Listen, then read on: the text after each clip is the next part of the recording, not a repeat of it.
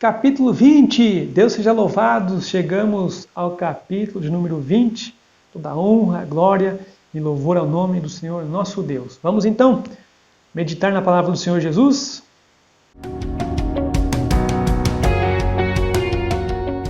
No capítulo 20, eu gostaria de mencionar para você, nesta oportunidade, o versículo 25, que diz assim: é uma armadilha prometer algo a Deus apressadamente e só depois calcular o custo. Tenho aqui duas palavras que eu quero trazer à nossa reflexão. A primeira palavra é armadilha. O que é armadilha? É um artefato ou tática utilizada para prender, capturar ou causar algum dano a um ser ou alguma coisa. Se em algum momento você passar por algum local onde tenha um aviso, cuidado, armadilhas, eu tenho absoluta certeza que você irá redobrar a sua atenção ou até mesmo você evitará passar por tal lugar. A Bíblia está nos dando aqui uma orientação, que há uma armadilha em nós prometermos, votarmos apressadamente algo para Deus, sem antes calcularmos o custo que isso terá para nós. Um exemplo clássico de armadilha, de uma forma simples, é claro, é quando alguém vai pescar, né? Tem um anzol, geralmente tem a minhoca. Passarinho, geralmente coloca-se ali algum alimento para atrair o passarinho para ele ser capturado. E, por que não citar até mesmo a clássica ratoeira, não é? Onde se coloca ali um queijo para atrair o rato e ele ser capturado por aquela armadilha. Você percebe que a armadilha, ela sempre terá algo de proveito para quem é o alvo dela? Você percebe isso? A armadilha sempre terá algo de proveito ou algo a ser aproveitado para aquele ser que está sendo atraído.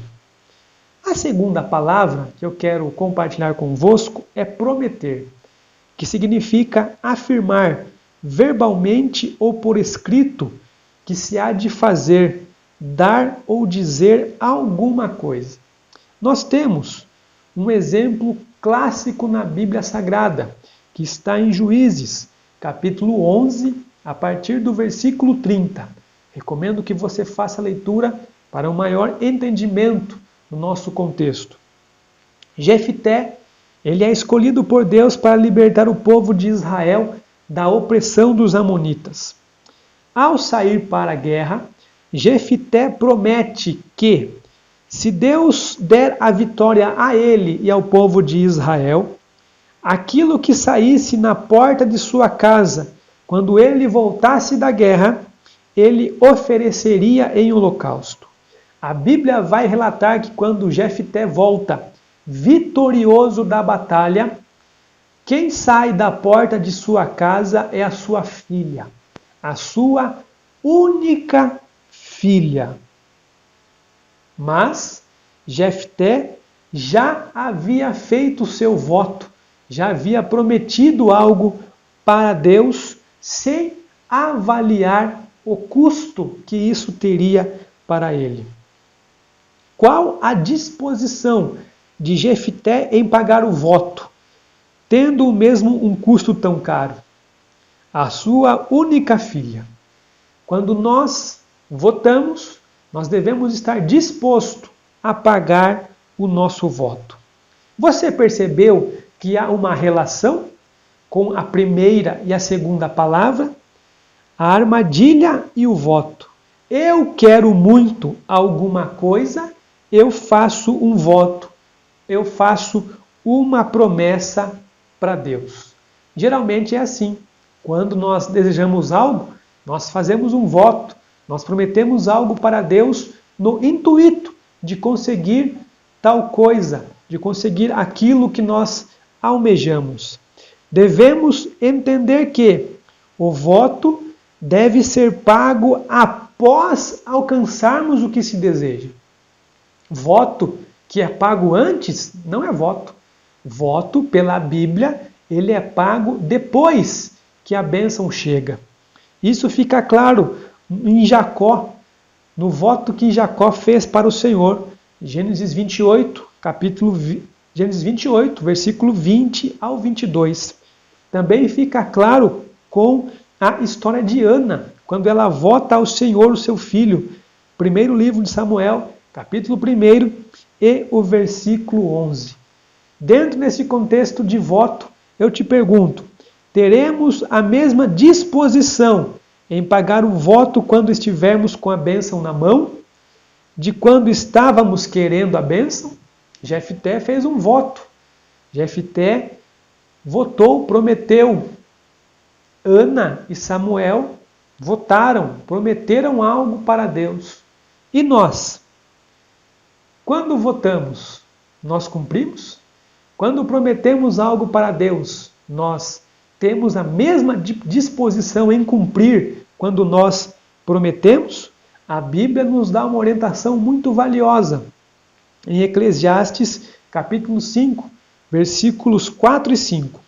Quando fizer uma promessa a Deus, não demore a cumpri-la, pois ele não se agrada dos tolos.